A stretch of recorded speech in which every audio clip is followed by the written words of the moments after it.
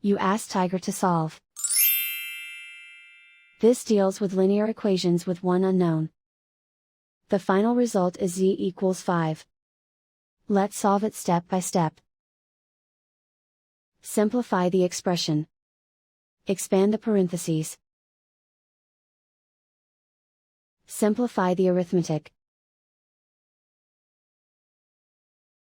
Group all constants on the right side of the equation. Add 6 to both sides. Simplify the arithmetic.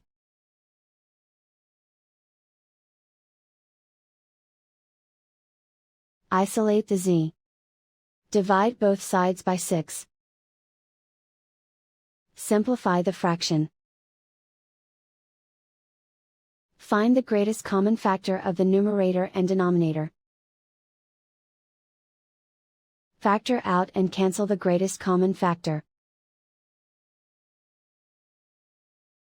And so the final result is z equals 5.